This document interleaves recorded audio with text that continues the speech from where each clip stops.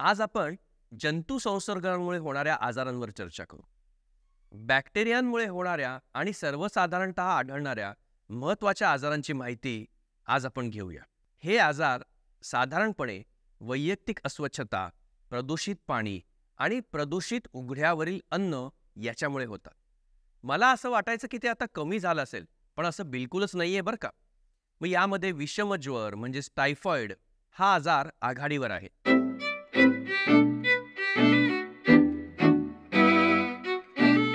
Salmonella typhi आणि पॅराटायफी नावाच्या जंतूंमुळे हा आजार प्रदीर्घ ताप आणि पूर्वी कधीकधी मृत्यूलाही कारणीभूत ठरायचा. पण चांगल्या अँटीबायोटिक्सचा शोध लागल्यानंतर या टायफॉइडमुळे होणारे मृत्यू मात्र आता पळून गेलेले आहेत. सार्वजनिक स्वच्छता, लोकशिक्षण, स्वच्छ पाणी पुरवठा ह्यामुळे टायफॉइडचे प्रमाण कमी झाले आहे, पण अजून हा गेलेला नाही. दूषित अन्न, शिळं अन्न, उघड्यावरील अन्नाचं सेवन केलं असेल तर टायफॉइडचे जंतू पोटात शिरतात. मग तिथून रक्तप्रवाहावाटे गॉल ब्लॅडर, लिव्हर या अवयवांकडे ते पोचतात. ह्या अवयवांकडून त्यांना सूज आल्यामुळे ते मेंदू, फुफ्फुस इथेही पसरू शकतात. कधीकधी हृदयालाही सूज येऊ शकते. आतड्यांमध्ये रक्तस्राव होऊ शकतो. पण डॉक्टरांचा सल्ला लवकर घेण्याची प्रवृत्ती अलीकडे वाढल्यामुळे टायफॉइडचं निदान आणि त्याच्यावरील त्वरित उपचार आता पटपट होतात. आणि अलीकडे ह्या आजाराची घातकता एवढी तीव्र आणि गंभीर राहिलेली नाही. सर्वसाधारणतः रुग्णांशी संपर्क आल्यानंतर 1 ते 2 आठवड्यात तापाला सुरुवात होते. हा ताप वैशिष्ट्यपूर्ण असतो.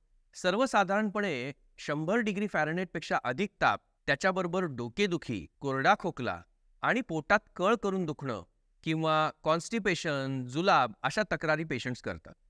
जिभेवर एक पांढरा थर येतो. भूक खूप कमी होते. तापाच्या प्रमाणात नाडीची गती मात्र तितकी वाढत नाही. याला आम्ही आमच्या शास्त्रात रिलेटिव्ह ब्रॅडिकार्डिया असं म्हणतो. सर्वसाधारणपणे एका आठवड्यानंतर पोटावर लालसर गुलाबी चट्टे दिसतात. वाढलेली पित्ताशयाची सूज, लिव्हरची सूज अनुभवी डॉक्टरांच्या लक्षात येते. पोट दाबल्यास किंचित दुखतं. आजाराचं निदान अवघड नसतं. रक्ताच्या तपासण्या केल्या आणि पांढऱ्या रक्तपेशींचं प्रमाण बघितलं की लगेचच या आजारांचं निदान होऊ शकतं.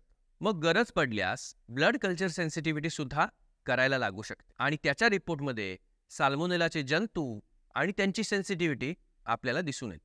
दुसऱ्या आठवड्यात विडाल टेस्ट केली असता हे निदान निश्चित होते. साल्मोनेला टायफीचे जंतू शौचा वाटे बाहेर पडतात आणि त्यामुळे पूर्वीच्या काळी शौच परीक्षेचं पण निरीक्षण केलं जायचं. टायफॉइडच्या रुग्णांना रुग्णालयात उपचार करणं नेहमीच चांगलं. अलीकडे अँटीबायोटिक्स परिणामकारक झाल्यामुळे कॉम्प्लिकेशन्स मात्र कमी झाली आहे. शिरेवाटे दिलेली औषधं नंतर तोंडावाटे सुद्धा आपल्याला देता येतात. आणि मग रुग्णाची गंभीर परिस्थिती असेल तर ग्लुकोज, सलाईन ह्याची आवश्यकता सुद्धा भासू शकते. रुग्णालयात रुग्णाला ठेवून त्याचा रक्तदाब, ताप, लघवीचे प्रमाण, पांढऱ्या पेशी वारंवार बघण्याची गरज भासू शकते. जर रक्तस्राव होत असेल तर रक्तसुद्धा द्यायला लागू शकते. अशी परिस्थिती पण आता अभावानंच दिसते. अँटीबायोटिक्सचा वापर सुरू केल्यानंतर 2 ते 3 दिवसात लगेच ताप उतरतो. पण अँटीबायोटिक्सचा पूर्ण कोर्स करणं महत्त्वाचं असतं, नाहीतर हा ताप पुन्हा उद्भवू शकतो. रुग्णाची लक्षणं पूर्ण कमी झाली तरी पुढील 2-3 महिने हे रुग्ण शौचावाटे जंतू बाहेर टाकत असतात. काही रुग्ण तर लक्षणाशिवाय आयुष्यभर असे जंतू शौचावाटे बाहेर टाकू शकतात. ह्या रुग्णांना कॅरियर रुग्ण असं म्हणतात. ही धोकादायक माणसं आजाराच्या साथीला जबाबदार असतात. जेवणापूर्वी हात स्वच्छ धुणं, ताजं गरम अन्न खाणं आणि उकडून गार करून पाणी पिणं, वॉटर फिल्टर करून वापरणं, उघड्यावरील प्रातर्विधी टाळणं, माशांचा बंदोबस्त करणं, अन्न झाकून ठेवणं, स्वयंपाकी व्यक्तींची टेस्ट करणं, स्वच्छ पाणीपुरवठा करणं, सार्वजनिक स्वच्छता ठेवणं, घाण पाण्याचा सुयोग्य निचरा करणं आणि साथींच्या काळात टायफॉइड वॅक्सिनचा उपयोग करणं या अनेक गोष्टींद्वारा या आजारावर कंट्रोल ठेवता येऊ शकतो.